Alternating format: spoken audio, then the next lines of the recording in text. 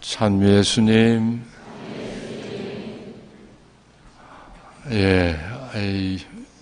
비도 많이 오시고 날도 안 좋은데 또 한가위를 바로 코앞에 두고 이 귀한 시간을 내셔서 성모님과 함께 기도하러 오신 여러분들을 진심으로 환영합니다.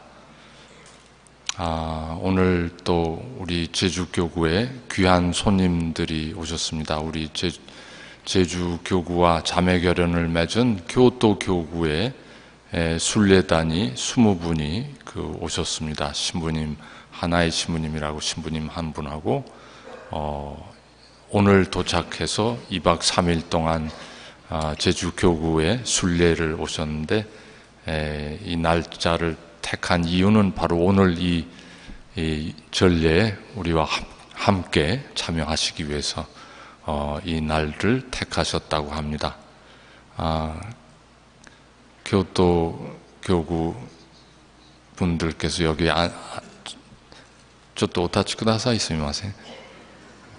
모두 박수로 환영해 주시죠.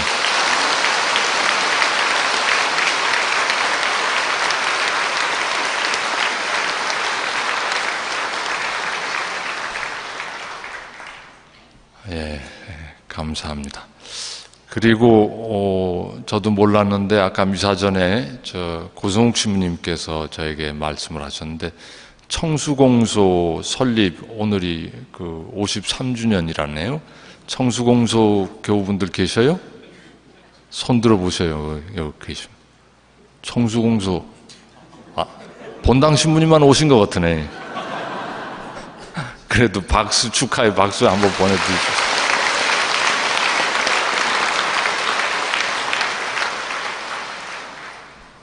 감사합니다. 금년은 교황님께서 사제해로 전 세계 교회를 향해서 선포하셨고, 그래서 우리 모두가 사제들을 위해서 또 사제 성소를 위해서 특별히 기도하도록 우리에게 권고해 주셨기 때문에 오늘 우리 묵주 기도의 밤에 우리도 또 그런 지향을 이렇게 우리의 지향을 교황님의 지향과 한데 모아서 함께 기도했으면 좋겠습니다. 조금 전에 우리는 요한복음의 가나 혼인잔치 이야기를 들었습니다. 요한복음은 여러분들이 성경 공부 조금 하셨으면 아시겠지만 신약성서에서 제일 나중에 쓰여진 책입니다. 예수님이 세상을 떠나신 지 거의 70년 가까운 세월이 흐른 다음에 비로소 쓰인 책이라고 합니다.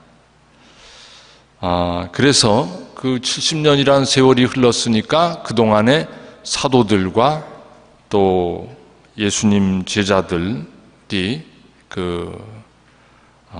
예수님의 생애에 대해서 많은 기도와 묵상을 했을 것이고, 그래서 예수님의 말씀과 또 예수님의 그 행적에 대해서 그 전보다 훨씬 더 이렇게 깊은 이해를 하고 있었던 것 같습니다. 그래서 요한복음은 그 깊은 묵상이 가득히 녹아 들어가 있는 제일 영적인 복음이고, 그래서 그 안에 굉장히 아주 다양한 의미가 이렇게 함축적으로 들어가 있는 상징적인 표현들이 잔뜩 있습니다. 오늘 복음, 우리가 조금 전에 들은 복음 첫 마디에 사흘째 되는 날 하고 시작이 됩니다. 사흘째 되는 날. 그 사흘째 되는 날이 구체적으로 언제서부터 사흘째인지를 요한복음사가는 밝히지 않고 있습니다. 그래서 그 사흘이라는 시간을 그냥 우리가 물리적인 하루 이틀 사흘을 그 물리적인 시간으로 알아듣기보다는 이제부터 일어나는 그 가나의 혼인 잔치의 사건이 마치 그 돌아가신 후에 사흘 만에 부활하신 예수님의 구원의 은총이 얼마나 풍성한 것인가를 상징하는 그런 사건으로 그 가나 혼인 잔치의 그 기적의 사건을 이해하도록 요한복음사가가 우리에게 그 암시의 첫 마디를 그 사흘이라는 말로 던져주시는 것입니다. 가나의 혼인잔치 집에 예수님과 제자들과 성모님이 거기 다 와 계셨는데, 요한복음사가는 복음을 잘 읽어보면은 제일 먼저 거기에 예수님의 어머니가 와 계셨다고 합니다. 그리고 예수님도 제자들과 함께 초대받아서 거기 와 계셨다, 그렇게 말합니다. 그 요한복음사가의 그 요한복음 2장에서 하시는 그 말씀하시는 투가, 어머니 마리아는 손님보다는 마치 주인처럼 그 혼인잔치를 위해서 당신이 먼저 작정하고 거기에 와 계셨고, 예수님과 제자들은 손님으로 나중에 그 찾아오신 것처럼 그렇게 소개를 합니다, 복음사가가. 그래서 이야기, 가나 혼인잔치 이야기의 주인공이 마치 성모님인 것 같고, 예수님은 조연인 것처럼 느껴질 정도로 이야기를 전개합니다. 포도주 이야기를 먼저 꺼낸 것도 성모님이지 예수님이 아니셨습니다. 잔치집에 포도주가 떨어지니까 성모님이 제일 먼저 그 사실의 눈치를 채시고, 포도주가 없구나 하고 예수님께 말씀하셨습니다. 옛날 그 아주 우리 초창기에 초기 교회, 초기 그리스도 교회에서부터 교부들은 이 포도주가, 가나의 혼인잔치에 나오는 그 포도주가 그냥 잔치 때 마시는 포도주가 아니라 예수님이 우리 구원을 위해서 흘리시는 피, 예수님의 성혈을 상징하는 것으로 해석했습니다. 성모님께서 포도주가 없구나 하신 것은 그냥 그 술독에 그 술이 떨어졌다고 하신 말씀이 아니고, 하느님 나라 잔치를 위한 포도주가 이제 필요하다 하는 그런 영적인 말씀을 사실은 하고 계신 것입니다. 즉, 인류의 구원을 위하여 십자가에 자신을 봉헌하신 예수 그리스도의 죽음과 부활의 은총이 없이는 하느님 나라 잔치는 시작될 수 없다는 것을 암시하고 싶은 것입니다, 요한복음사가는. 그래서 예수님은 여기서 이렇게 말씀하십니다. 포도주가 없구나. 어머니가 그렇게 말씀하시니까, 여인이시여, 저에게 무엇을 바라십니까? 아직 저의 때가 오지 않았습니다. 굉장히 신비스러운 답변을 하신 것입니다. 어머니하고 어머니하고 부르지 않으시고 여인이시여 하신 것은, 여기서 성모님은 그냥 예수님의 어머니로서가 아니라 전 인류의 구원의 사건에서 아주 중요한 역할을 맡은 분으로 예수님께서 소개하시는 것입니다. 또 예수님께서 나의 때가 오지 않았다고 하시는 것은 아직 십자가의 때, 부활의 때, 영광의 때가 오지 않았다는 말씀입니다. 요한복음 이 19장에 보면은 예수님이 십자가에서 돌아가시면서 마지막 유언을 하시는 장면이 나옵니다. 근데 상식적으로 생각하면은 이제 당신은 곧 숨이 넘어갈 터이니 세상에 홀로 남겨질 어머니를 위해서 어머니 마리아를 자기 제자에게 맡기고 내가 없더라도 우리 어머니 잘 부탁한다, 이렇게 말씀하셔야 자연스러운 일일 텐데 예수님은 그렇게 하지 않으셨고 먼저 당신 어머니 보고 또 여기서 여인이시여 이 사람이 어머니의 아들입니다 하고 말씀하십니다. 그리고 나중에 제자 보고 이분이 내 어머니시다 하고 말씀하십니다. 여기서도 예수님이 어머니를 부를 때 어머니라고 하지 않으시고 여인이시여 하셨습니다. 이 여인이시여 라는 표현은 그냥 평소에 집에서 아들이 어머니에게 어머니하고 부르는 그런 표현이 아닙니다. 아주 굉장히 공식적인 어투입니다. 예수님은, 요한복음사가가 말하고 싶은 것은 예수님께서 여기서 장엄하게 당신이 세우신 교회를 성모님께 맡겨드리는 의식을 거행하신 것이다, 그걸 말하고 싶은 겁니다.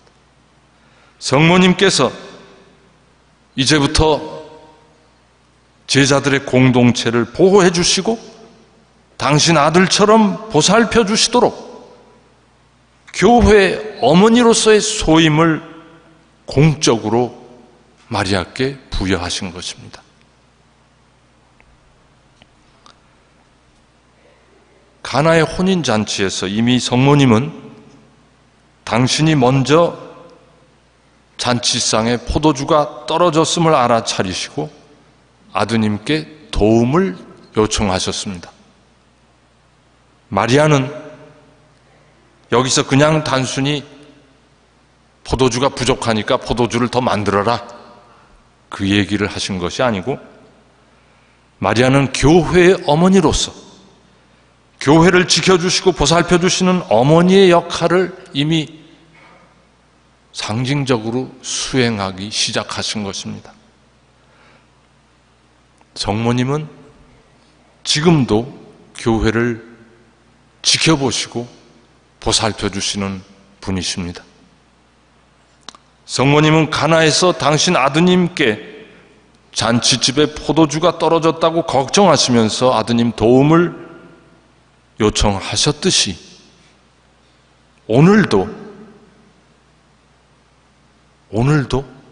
성모님께서는 우리 교회 사제들에게 당신 아들처럼 도움을 청하고 계시는 것이 아닐까, 그런 생각이 들었습니다.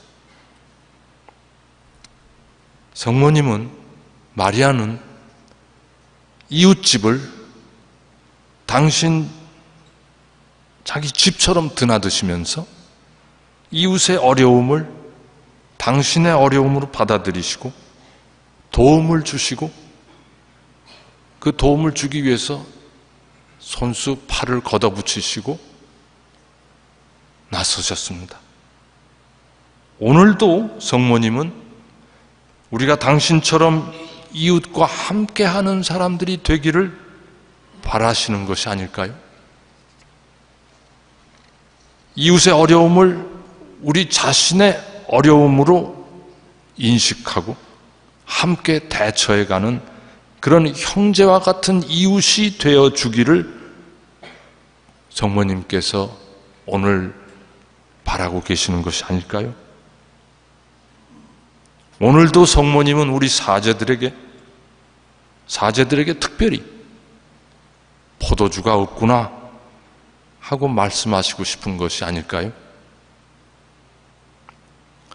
우리 사제들은 각자가 맡은 일에 충실해야 하겠지만 좀 더 눈을 크게 뜨고 우리 영혼의 그 청각의 볼륨을 좀 더 높이면서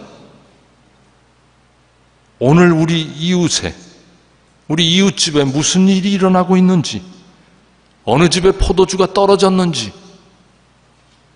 거기에 관심을 갖고 보살피고 도움을 주려고 노력하는 그런 성모님 닮은 사제가 되어야 하지 않겠는가. 그렇게 되라고 성모님께서 오늘 밤 우리를 초대하시는 것이 아닌가, 그런 생각이 듭니다. 우리 가톨릭 교회 사제들은 저부터도 자칫 잘못하면 매너리즘에 빠지기 쉽습니다. 본당에서 매일 정해진 시간에 미사를 지내고 정해진 시간에 자기 나름대로 성무일도를 바치고 정해진 시간에 교우들의 여러 종류의 회합에 참여하고, 그렇게 하면은 할 일을 다 한 것처럼 느끼게 됩니다. 내게 주어진 의무만 다하면, 내가 몸담은 교구, 내가 몸담은 본당의 공간에 잘 자리를 지키고 있으면 그것으로 내가 할 일을 다 한 것으로 생각하기가 쉽습니다. 그래서 더 이상의 도전을 향해서 나아가지 못하고 더 이상의 도약을 게을리하게 되는 우리들의 나약함을 발견합니다. 그렇지만 우리가 사는 세상은 곳곳에서 끊임없이 여기에서 저기에서 포도주가 떨어지는, 포도주가 끊기는 일이 터지고 있습니다. 지금 이 순간도 성모님께서는 여기저기 이웃집에 가 계시면서 우리들에게 포도주가 떨어졌구나 하고 외치고 계시지 않을까 하는 생각이 듭니다. 우리 이웃에는 불치병이나 사고로 고통받고 있는 이들, 불황으로 가게 문을 닫아야 하는 이들, 부부 사이가 안 좋아서 가정이 파탄 직전의 위기에 가 있는 이들, 자식들로부터 관심과 배려를 받지 못해서 고독과 절망의 도가니에 빠져 있는 어르신들, 얼마나 많습니까? 근데 그뿐입니까? 세계 곳곳이 아우성들입니다. 국민 전체가 여전히 굶주림에서 벗어나지 못하고 있는 북한 주민들, 또 멀리 아프리카 대륙에 우리가 평소에 꿈도 안 꾸는 그런 지역에 수천만 명의 기아선상에서 허덕이는 가난한 이들, 중동 지역과 이라크, 아프가니스탄에서 끊임없이 일어나는 테러에 희생되는 사람들,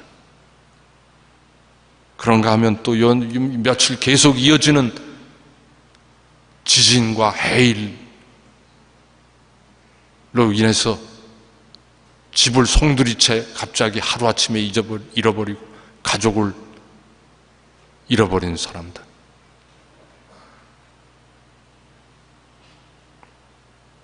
성모님은 지금도 그네들 곁에 바삐 찾아다니고 계시리라고 믿습니다. 사제들도 그렇지만 교우 여러분들도 여러분의 관심과 기도와 사랑이 자신의 건강과 행복, 자신의 가정, 자신의 일터, 자신의 본당에만 국한되지 않고 성모님과 함께 이런 고통 중에 있는 모든 이웃을 향하여 뻗어나가야, 그래야 여러분이 성모님의 자녀가 되실 것입니다. 예수님은 전도 활동으로 식사하실 겨를도 없으시면서 기도하기 위해서 밤새 홀로 외딴 곳에 가서 새벽녘이 되도록 기도하셨다고 합니다. 예수님께서 이렇게 밤새워 기도하실 때 누구를 위해서 기도하셨다고 생각되십니까?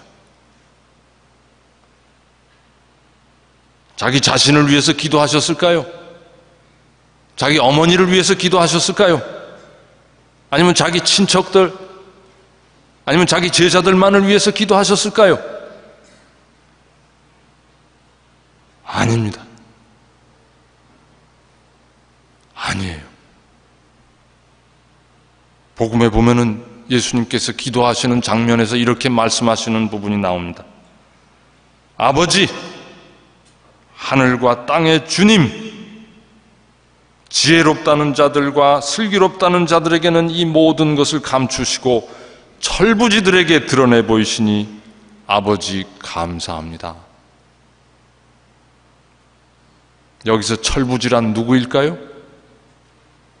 바로 그 다음 구절에서 예수님께서 이렇게 말씀하십니다. 고생하며 무거운 짐을 진 너희는 모두 나에게 오너라. 내가 너희에게 안식을 주겠다.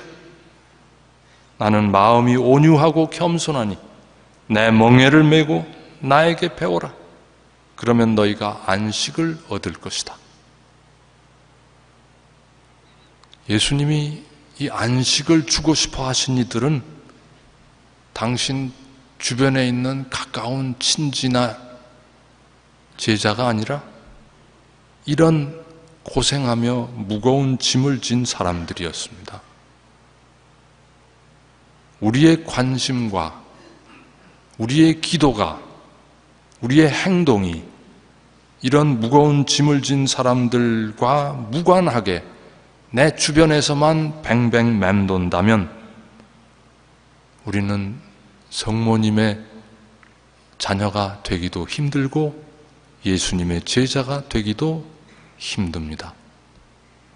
오늘 이 밤 시간 성모님의 초대를 받으면서 우선 우리의 기도를 내 주변의 좁은 테두리에 묶어두지 말고 이 세상 끝까지 내 마음의 화살을 쏘아서,